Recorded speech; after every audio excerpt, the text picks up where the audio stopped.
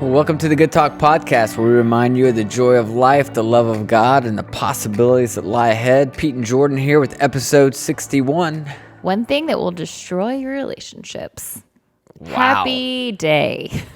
Destroy. Not hold back, not limit it from full potential. Yeah, you're going. I went with the word destroy. You went hard. You better hold up to that. Listen, so I'll say this on the front end, and then we'll talk about something else before we get on to destroying relationships. I stumbled on this topic researching a talk I'm getting ready to do. I went into it full-heartedly not thinking I struggled with this at all. Really? And that hurt my feelings already. And the more I researched this topic, the more I was like, oh my gosh, I struggle with this in relationships. Okay. Specifically with you. Yes, you do. You don't even know. You don't even know. I haven't even gotten into it yet. I just like to be on the other side, being like, you sure do. I don't struggle at all. I really do. And I feel immensely convicted about it. All right. I cannot wait to hear it. I am on the front row with my popcorn ready to hear it. Yeah. Just kidding.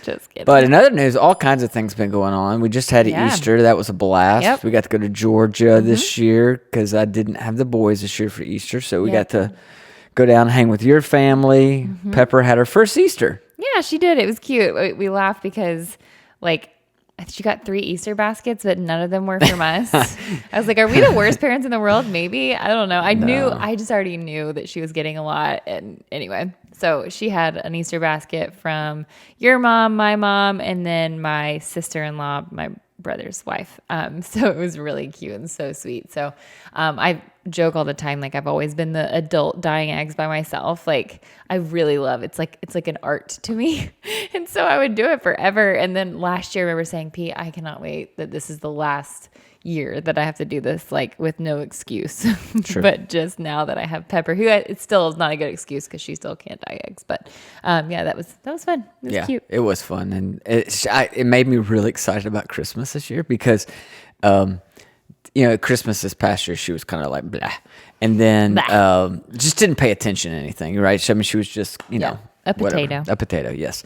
But like with her Easter basket, she would like take something out of it and she'd look back in the basket like, is there anything else in there? And it was fun because it just made me think about Christmas this year. It's gonna be over the top. It's gonna be a blast. So we have that going on. We just released our 3rd vlog? Yep. That was a fun one. That one was, we did not anticipate it. It involved snakes or a snake. So, we started out going to Loveless Cafe because we love Loveless. Yeah. It's so good. And we wanted to introduce Pepper to her first pancake. We're like, what better place than to go to Loveless? And if you're not from Nashville, it's like an iconic breakfast joint that was like started in the 50s, I think. 50s, 60s, yeah. Yeah. It's like a diner. It's a diner, but it's like in this old home. It was a motel and they make 10,000 biscuits a day. It's nuts, but it's absolutely like just perfect, delicious Southern breakfast or lunch or dinner, whatever. Yep. But anyway, so we're like, we'll take her there. And then we wanted to go hike to see a waterfall. And this is what we're discovering. This is what happens when you vlog / like record everything. You catch every moment that you would never normally catch. And we were hiking. We did all the beautiful waterfalls. It was gorgeous. And then on the way back up, I almost stepped, but not just like almost stepped. Apparently, I was like an inch away. Less than an inch away. From you were a massive a quarter snake. Inch. The sole of your shoe and the head of that snake, like that. If that snake had stuck its tongue out, it would have licked your shoe. It's that close. And the video of it and of you running away, it's worth a watch. If you haven't already watched that vlog, you need to. It's funny. Embarrassing. I am just, we talk about this in the vlog. Like I invite harm into our lives unknowingly. And that we had just talked about it. We were joking like, why are we trusting Jordyn to carry Pepper on this trail? And then that happened. So it was really scary, mainly because I thought a bear was chasing me because I couldn't see anything. But you just told me to run. But nonetheless, it was a snake. We don't know if it was poisonous. I had someone on Instagram say, I think that is either a copperhead or just a water snake. And I'm like, man, let's just go with water snake. Because if that was a copperhead, I will never sleep again because those things are scary. Yeah. Anyways, check it out if you haven't. It's With the Wilsons on YouTube, and it would be our third vlog. You'll see it right there. And if you subscribe to us for the podcast on YouTube, then you already get to see that. So, boom. All right, let's talk about destroying things, relationships in particular. I think it's really important. So I'm getting to contribute at Northridge to a series on relationships. And I've always been a big fan of learning more about, reading, investigating how relationships work, because relationships make up so much of our life for all of us, whether you're married or not, right? I mean, marriage certainly is a significant relationship, but even if you're not married, from work relationships to where family. You live, friends, family, all of it. I mean, life to some degree follows the ebb and flow of your relationships. It really does. And there are very few things I think that will predict someone's health and happiness and life expectancy and overall life satisfaction more than being able to establish and maintain healthy relationships. And so this isn't about marriage, this is about relationships in general. And as I was doing some digging, I was kind of looking for key building blocks that make for healthy relationships.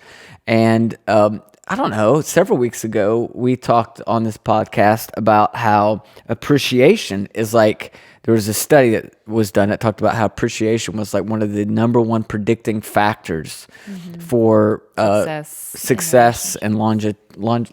Is that longevity. Right? Longevity. Yeah, longevity of a relationship. So that was fascinating to me. But digging a little bit deeper about like, okay, well, what's behind appreciation? Like, why do some people show appreciation, some people don't show appreciation? One of the fundamental building blocks of all that is humility. And so the opposite of that being unhealthy pride, unchecked human pride, will often lead to this me first mentality, which will almost always crush any relationship. No matter how intimate or how casual that relationship might be, the me first mentality will almost always crush it. So real quick off the top though, let's talk a little bit about pride, because there's destructive pride and then there's healthy pride. There's a healthy pride that comes along with, just sincere and true accomplishment, where you can look at something you did and be like, I'm proud of that. I'm proud that I did it. Like, that's healthy. That's normal. That's a good thing, right? And then there's this unhealthy pride and I'm oversimplifying this, but the unhealthy pride is this pride that makes you believe that you're better than someone else, or you know more than everyone else, or you cling to this position of power that would or could harm other people. Do you understand that distinction between the two? Yes, mainly. Okay. Yep.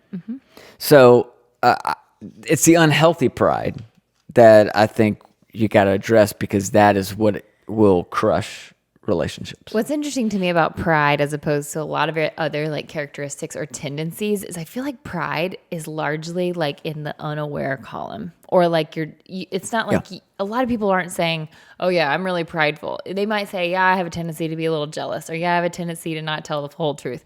But like pride, for some reason, to me feels like something that maybe you don't even know that you feel or that you're acting through. Absolutely.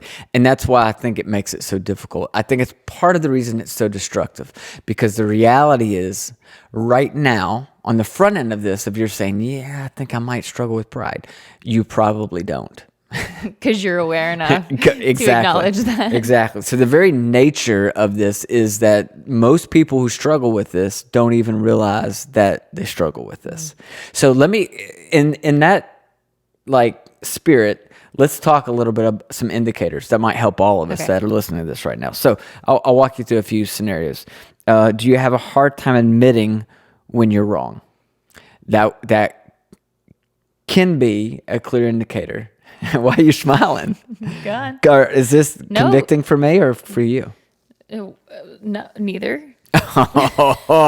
This is going to be a good podcast. So you have a hard time admitting you're wrong. And I'll admit, I do. Like, there's sometimes I'm in an argument with you, and it crosses my mind that I might be wrong. It crosses my mind that my argument is actually not holding its own weight.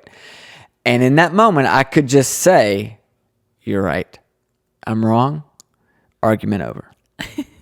But often I double down. And I'm Listen. like, I double down and I'm like, I am going to convince her and me that I'm right. I was just talking to somebody about this week, and I don't even remember who, but I was like, when you're in the middle of a conversation and you're wrong, and it's like you float outside of your body and you're like, Jordan, just stop. This isn't going anywhere good. Like, you are losing this battle. And it's almost like I black out and I'm like, I don't care. I don't care that I'm wrong. I know that I'm wrong. I'm going to stick to this point, or I'm going to say something super random so he doesn't even know. Yeah. Sometimes for me, like this happens with you. It actually happened this morning. We were in a bit of a intense fellowship, and it hit me that I think I might be wrong. But then I also thought, but I also think she's wrong. And I think she might be more wrong than me. And so I'm still going to like press in with my wrongness because it's not as wrong as her wrongness. You're wrong. Yeah. So that's one indicator. Second one, are you often accused of not listening to others? Another way of saying that is you struggle with seeing things from other people's perspective, or you act like your thoughts on the matter are the only thing that matter and their thoughts don't. That could be an indicator of pride. If you, again, are often accused of not listening. Okay. A third one, you often struggle with telling the truth, especially when the truth in some way makes you appear as if maybe you don't have it all together, or, telling that truth makes you appear as you're weak. Another one, it's the last indicator, you have a hard time asking for help, because people that are full of pride often feel like asking for help is showing weakness or vulnerability, and they will avoid that at all costs. They rather be stuck feeling miserable or feeling overwhelmed or feeling in over their head than to stop in that moment and ask somebody for help. I'm sure there are other indicators of pride, but that's like 3 or 4 that I found, and I just kind of jotted down, and I was like, and it was when I was working through those, I was like, oh, yep. I'm not saying that pride is like a major issue for me that I struggle with all the time, but I think there are seasons, and I have nothing to back this up. I've done no research on this whatsoever, but I feel like for some of us, we're more prideful in certain seasons because in those particular seasons, we feel underappreciated or we feel unseen, and so our ego kicks in and tries to validate a lot of this stuff in a way that it doesn't really need to. That's probably true, because if you're already feeling down and you feel like someone's pointing out something you've done wrong, or you're having an argument, then somehow if you're wrong in those two, then you're just like, well, what? Like, I'm a big loser. Yeah. Yeah. Yep. Okay. So I was really shocked. I hate to admit this, but I can see how pride at times impacts my relationship with you. Yeah. Do you ever see how pride might? I concur with you that might impact. I understand you would concur with that. Do you think that you see any of these tendencies in you? Let me read over these again. No, oh my God. I would say sometimes admitting I'm wrong, definitely in the moment. I can come back and be like, I'm sorry. Like this morning, I think I was being negative about something and it frustrated you because you were trying to brainstorm something and I didn't like the idea. Yep. Essentially. And so, but like, I felt like if I in that moment said, okay, I'm wrong, then nothing I said would have been true, which I didn't believe. I'm like, no, I really believe in a lot of that stuff that I just said. So it's almost like, yeah, I struggle with that. And then the other one, I don't think I struggle telling the truth. I almost over communicate. Yeah, I agree with that. I would do that. I So think it's primarily number one. And I think like also that. number 4, you sometimes have a hard time asking for help. Really? Yeah. I said it really fast and confident, but yes. Okay, I won't ask follow-up I questions. think the point, I'm not trying to throw you under the bus, as much as I'm saying, number 1, it's possible that this plays a much bigger role in some of your relational conflict than you realize. And secondly, to some degree, I think we all struggle with this, although some of us have a more difficult time than others. And I think it's important to establish that in this conversation because we've already said this is something that's very, very difficult for anybody to see in their own life. And I don't do any marriage counseling at all anymore, but back in the day I used to do some, and it was always pretty predictable. It was inevitable. When a couple came in for the first time, they had a list of offenses committed against them by the other spouse, as well as a very rehearsed inventory of behaviors that they expected the other partner to change. 99% of the time when a couple came in for marriage counseling, that's the way it went down. They had their list of things that the other person needed to change. And like, again, the temptation, even right now as you listen to this, is to think, man, I wish my boyfriend would listen to this podcast, or I wish my wife would listen to this podcast. But I just take the next few minutes. We got we'll talk about this for 10 minutes or so. Like, take these next 10 minutes to reflect on yourself and your life, and do you see any of these tendencies in your relationships? I think a really interesting way to look at that too, or like a scenario to look at that, is your past like failed relationships. Yeah.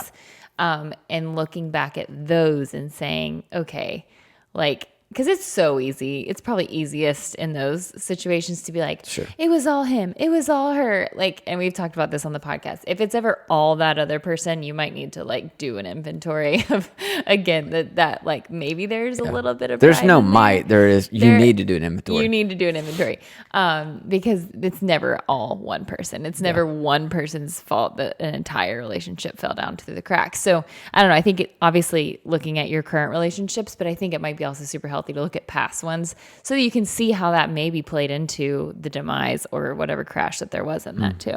Yeah. There's this interesting verse in the Bible, actually, it's Romans chapter 12, and it says, "Do not think of yourself more highly than you ought, but rather think of yourself with," and here's the phrase that I found really interesting. Think of yourself with it. It says sober judgment. This idea of sober judgment. And I think this is important. A healthy pride is not beating yourself up, right? There's this, you should be able to see yourself not as overinflated or underinflated, but as you are. That's that idea of when he says sober judgment, that really kind of hit me, because he's saying that the answer to pride is sober judgment. It's a call to think of ourselves without delusion or without deception, right? It's a truthful understanding of who you are is what we're going for here. And so this idea of we need to have sober judgment, I take that as implying that the reality then means that often we're intoxicated with ourselves. That would be what the opposite of sober judgment would be, an intoxication of yourself. So then I started thinking, this is so interesting. Like, so if you're pulled over because somebody thinks you're driving under the influence, you're intoxicated, that police officer, I'm assuming they still do this. I really don't know. Maybe based on the cops show. Yeah, I mean, I know they could do a breathalyzer, but often, for whatever reason, they choose to do kind of, I think they call it a field test. But or they like walk the line. Yeah, so they give you like the most simple task: walk a straight line, touch your nose. Like, it's like, how hard is it to touch your nose? Recite the alphabet. So intoxication has a simple effect. It makes simple task difficult, right? That's why they can give you a field test. It makes, when you're intoxicated, it makes a simple task very difficult. Yeah. It impairs our ability. It makes the most routine situations extremely difficult. So then I started thinking, okay, well, is marriage really that hard, or are we just so intoxicated with ourselves that it's taking the easy task of love and made it very difficult? It's not hard to give mercy to other people if we have sober judgment about ourselves, but when we're impaired, it can be really difficult to offer other people mercy. Forgiveness shouldn't be that difficult, right? Forgiveness is a lot easier when you realize you're a flawed, broken person in need of forgiveness. But when we live in denial about our imperfections, it's actually a lot more natural to hold a grudge. Service to the people that you care about and love should be second nature when we all understand that we're all in need of help. But when you're intoxicated or you're impaired and you think that you're self-sufficient, all of a sudden you don't think you need other people's assistance, so you assume they shouldn't need your assistance. You see that kind of that line of thought? Yep, I do. And so I love this idea that the goal for all of us is not to beat ourselves up. The goal here is sober judgment. It's seeing the truth about ourselves, and the truth about all of us is that We're imperfect husbands, imperfect wives, imperfect kids, Imperfect friends. imperfect brothers, imperfect sisters. Like every role that we play in all the relationships that we have, we're imperfect. And the moment you can start to see that, I think it makes the things required to make a relationship thrive, like forgiveness, mercy, service. It makes all those things a lot easier. But if you're intoxicated, it makes a simple task very difficult. Yeah, that's really good. Someone that is super close to you, I won't call by name, but recently, maybe it was like 2 years ago, called you up and was like, I think I'm realizing that I may not always be right. And I remember thinking, wow, okay, like for this person in their life, they had most of the time maybe just thought that, not in any explicit way, but just like kind of felt that way. And for some reason, that sentence, like, I realize I may not always be right, kind of has echoed in my head ever since I've heard that sentence. And it's like almost having that posture of like, I may not always be right. Like everything that I think or say may not be like black and white. And so I always loved that like echo of, I may not always be right. Yeah, I love that too. I love that. So here's my encouragement to you. If you think that pride could be an issue, and more than likely, to some degree or level, it plays a role in all of our relationships, right? Here's 2 simple things I think you can do, and then I'll give you 2 questions you should ask yourself. The 2 things you can do, number 1, seek feedback. Start by seeking the honest feedback of some trusted, that's the key word, trusted sources in your life. Ask them, and this is a tough question to ask, but ask them how humble they perceive you to be. Ask them where the blind spots are. Ask them how you could be more aware or more empathetic. Like, start by getting some feedback. Now, if the idea of that right now terrifies you, if you want to buck up right now and be like, I don't know, I'm not doing that, that should be your number 1 sign that you probably are scared struggling. of the answer to that. Yeah. Yep. So seek feedback. Second thing I would say is focus on empathy. I think empathy is the key to humility, and it's kind of comprised of 2 parts. The first part being the ability to understand someone else's perspective. That's part of empathy. And the other part of empathy is a genuine concern for the well-being of another person. So if you want to, expand the empathy that you have towards other people, again, it starts with you seeking to really understand their perspective and also having a genuine concern for the well-being of that other person. That's really good. It's like something that's really helped me that kind of falls underneath that same light is I always try to ask myself, how would I respond if I treated the other person as if I knew they were trying their best? I like that a lot. How would you treat your parents and some of their, unhealthy traits if you knew they were trying their best? How would you treat your spouse? Because a lot of times I think our pride leads us to assume that the other person is not. So that kind of breaks down some of that barrier. I really love that filter. And then I'm going to give you 2 questions that I want you to kind of just think about. Use these 2 questions as kind of tools to help you dig a little bit deeper into your own life. And the 2 questions are this. The first one is, whose growth are you focused on? So are you focused on your growth, or are you focused on the growth of your friend, the growth of your spouse? Spouse. See right there. She's focused on how I'm pronouncing my words instead of being focused on how she's pronouncing her words, which means she is struggling with pride Pete. right now. So sorry. No, that's good. That's good. So again, whose growth are you focused on? Because often when you're struggling with pride, it leads you to be focused on everybody else's growth, what they need to be doing better, what they need to be doing differently, when the reality is focus on your own growth. Yeah, that's good. Right? And the second question is, who is the focus of your service? And again, with these 2 questions, we usually get them reversed, right? So whose growth are you focused on? It's usually other people's growth. And who's the focus of your service? Usually it's you, when it should be other people. Yeah. So again, whose growth are you focused on? It should be others. And yourself. And who's the focus of your service? It should be other people. Yeah, it's good. For me, when I think about a prideful person and a humble person, it can almost feel like if like that prideful individual is the most powerful. Sometimes it feels like that, like they have the most power. But to me, the humble person has the most impact, which has the most power. Yeah. So, for sure. As a prideful person, you can have power. Like I think we can all think of some very prominent individuals who maybe would have been a prideful person who, whatever. But then you look at another prominent person who is a humble person, and the impact they make is so much bigger. It changes things. So I look at it in that way, like, well, what's the win? If I really work on my pride, like, what is the win? It's authentic relationships. It's intimacy in relationships. It's longevity of relationships. It's also just obviously internal health, but impact. Like, I really feel like I can rattle off some people's names, including yours, that are just extremely humble individuals. And those people have always marked my life differently.